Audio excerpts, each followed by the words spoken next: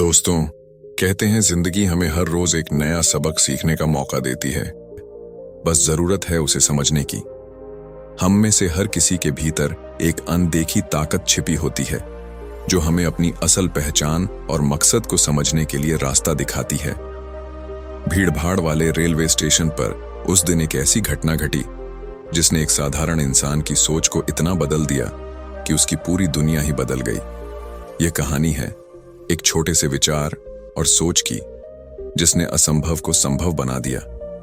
किसी शहर के रेलवे स्टेशन पर एक भिखारी रहता था।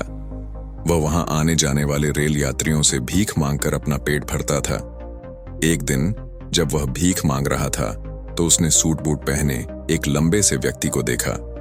उसने सोचा, यह व्यक्ति बहुत अमीर लगता है, इससे भीख मांगने पर यह मुझे जरूर अच्छे पैसे देगा। वह उस लंबे व्यक्ति से भीख मांगने लगा।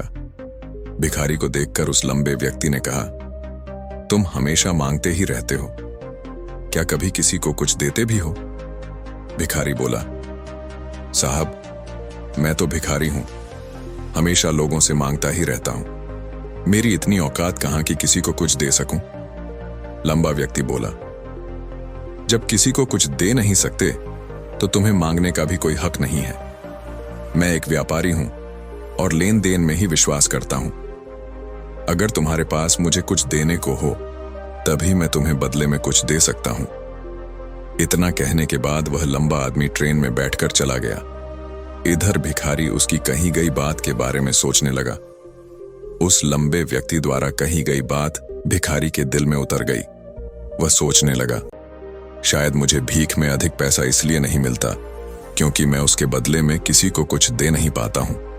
लेकिन मैं तो भिखारी हूं, किसी को कुछ देने लायक भी नहीं हूं।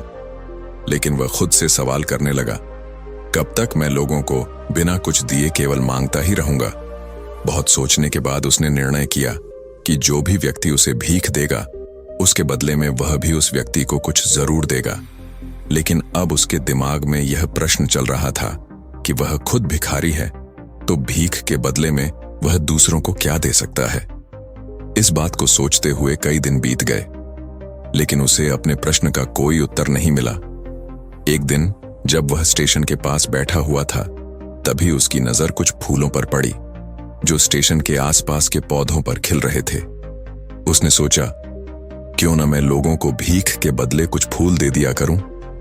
उसको अपना यह विचार अच्छा लगा और उसने वहां से कुछ फूल तोड़ लिए। अब वह ट्रेन में भीख मांगने पहुंचा। अब जब भी कोई उसे भीख देता तो उसके बदले में वह भीख देने वाले को कुछ फूल दे देता। उन फूलों को लोग खुश होकर अपने पास रख लेते थे। अब भिखारी रोज फूल तोड़ता और भीख के बदले में उन फूलों को लोगों में बांट देता था। कुछ ही दिनों में उसने महसूस किया कि अब उसे बहुत अधिक लोग भीख देने लगे हैं। वह स्टेशन के पास के सभी फूलों को तोड़ लाता था। जब तक उसके पास फूल रहते तब तक उसे बहुत से लोग भीख देते, लेकिन जब फूल बांटते बांटते खत्म हो जाते तो उसे भीख भी नहीं मिलती थी। अब रोज ऐसा ही चलता रहा। एक दिन जब वह भीख मांग रहा था तो उसने देखा कि वही लंबा व्यक्ति ट्रेन में बैठा है जिसकी वजह से उसे भीख के बदले फूल देने की प्रेरणा मिली थी। वह तुरंत उस व्यक्ति के पास पहुंच गया। भीख मांगते हुए वह बोला, साहब, आज आपको देने के लिए मेरे पास कुछ फूल हैं। आप मुझे भीख दीजिए तो बदले में मैं आपको कुछ फूल दूंगा। उस लंबे व्यक्ति ने भीख के रूप में कुछ पैसे दे दिए और भिखारी ने कुछ फूल उसे दे दिए। उस लंबे व्यक्ति को यह बात बहुत पसंद आई। वह बोला, वाह, क्या बात है, आज तुम भी मेरी तरह एक व्यापारी बन गए हो। इतना कहकर फूल लेकर वह लंबा व्यक्ति अपने स्टेशन पर उतर गया।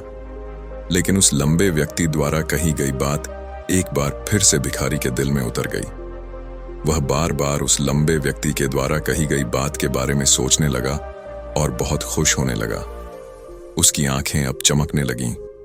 उसे लगने लगा कि अब उसके हाथ सफलता की वह चाबी लग गई है जिसके द्वारा वह अपने जीवन को बदल सकता है। वह तुरंत ट्रेन से नीचे उतरा और उत्साहित होकर बहुत तेज आवाज में ऊपर आसमान की तरफ देखकर बोला, मैं भिखारी नहीं हूं, मैं तो एक व्यापारी हूं, मैं भी अमीर बन सकता हूं। लोगों ने उसे देखा तो सोचा कि शायद यह भिखारी पागल हो गया है और अगले ही दिन से वह भिखारी उस स्टेशन पर फिर कभी नहीं दिखा। लेकिन 6 महीने बाद इसी स्टेशन पर 2 व्यक्ति सूट बूट पहने यात्रा कर रहे थे। दोनों ने एक दूसरे को देखा तो उनमें से एक ने दूसरे से हाथ मिलाया और कहा, क्या आपने मुझे पहचाना? दूसरा व्यक्ति बोला, नहीं, क्योंकि मेरे हिसाब से हम लोग पहली बार मिल रहे हैं। पहला व्यक्ति बोला, नहीं, आप याद कीजिए, हम पहली बार नहीं बल्कि तीसरी बार मिल रहे हैं। दूसरा व्यक्ति बोला, मुझे याद नहीं, वैसे हम 2 बार पहले कब मिले थे? पहला व्यक्ति मुस्कुराया और बोला, हम पहले भी 2 बार इसी ट्रेन में मिले थे। मैं वही भिखारी हूं जिसे आपने पहली मुलाकात में बताया कि मुझे जीवन में क्या करना चाहिए, और दूसरी मुलाकात में बताया कि मैं वास्तव में कौन हूं। दूसरा व्यक्ति मुस्कुराया और अचंभित होते हुए बोला, ओह, याद आया, तुम वही भिखारी हो जिसे मैंने एक बार भीख देने से मना कर दिया था, और दूसरी बार मैंने तुमसे कुछ फूल खरीदे थे। लेकिन तुम आज ये सूट बूट में कहां जा रहे हो और आजकल क्या कर रहे हो? तब पहला व्यक्ति बोला, हाँ, मैं वही भिखारी हूं, लेकिन आज मैं फूलों का एक बहुत बड़ा व्यापारी बन चुका हूं और इसी व्यापार के काम से दूसरे शहर जा रहा हूं। कुछ पल रुककर वह फिर बोला, आपने मुझे पहली मुलाकात में प्रकृति का वह नियम बताया था जिसके अनुसार हमें तभी कुछ मिलता है जब हम कुछ देते हैं। लेन देन का यह नियम वास्तव में काम करता है। मैंने यह बहुत अच्छी तरह महसूस किया है, लेकिन मैं हमेशा खुद को एक भिखारी ही समझता रहा। इसके ऊपर उठकर मैंने कभी सोचा ही नहीं। उसने मुस्कुराते हुए आगे कहा, जब आपसे मेरी दूसरी मुलाकात हुई तब आपने मुझे यह एहसास दिलाया कि मैं एक व्यापारी बन चुका हूं। उस दिन मुझे समझ आया कि लोग मुझे इतनी भीख क्यों दे रहे थे। वे वास्तव में उन फूलों का मूल्य चुका रहे थे जो मैं उन्हें देता था। सभी लोग मेरे फूल खरीद रहे थे क्योंकि इससे सस्ते फूल उन्हें कहीं और नहीं मिलते। मैं उनकी नजरों में एक छोटा व्यापारी था, लेकिन मैं अपनी नजरों में अब भी भिखारी ही था। आपने मुझे मेरी असली पहचान दिखाई। ट्रेन में फूल बांटकर मैंने जो पैसे इकट्ठे किए उनसे मैंने अधिक फूल खरीदे और फूलों का व्यापारी बन गया। यहाँ के लोगों को फूल बहुत पसंद हैं और उनकी इसी पसंद ने मुझे आज इतना बड़ा व्यापारी बना दिया। दोनों व्यापारी अब खुश थे और स्टेशन आने पर साथ उतरे। अपने अपने व्यापार की बात करते हुए वे आगे बढ़ गए। दोस्तों, इस कहानी से हमें बहुत कुछ सीखने को मिलता है। कहानी में लंबा व्यापारी गिव एंड टेक के नियम को बहुत अच्छी तरह जानता था। दुनिया के सभी बड़े व्यापारी इसी जीवन के नियम का उपयोग करके सफल हुए हैं। इस फॉर्मूले को उसने भिखारी को भी बताया। भिखारी ने इस प्राकृतिक नियम को अपना लिया और उसका असर उसके जीवन में साफ दिखाई देने लगा। उसने अपनी सोच बदली और उसकी जिंदगी बदल गई।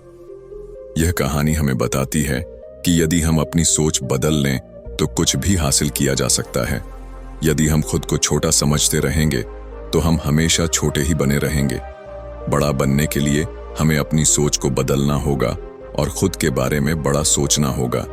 कहानी का सार यह है कि सफलता आपकी सोच में छिपी होती है। ये सिखाती है कि हमारी सोच ही हमारे जीवन की दिशा तय करती है। खुद का आत्मसम्मान जगाइए, अपनी सोच को बड़ा बनाइए और देखिए आप कैसे सफलता के शिखर पर पहुंच जाते हैं। दोस्तों, हमारा चैनल अभी नया है और इससे आपके सपोर्ट की जरूरत है। अगर आपको यह कहानी पसंद आई हो तो इसे लाइक करें, अपने दोस्तों के साथ शेयर करें और स्टोरी लाइन हिंदी को सब्सक्राइब करना न भूलें। धन्यवाद।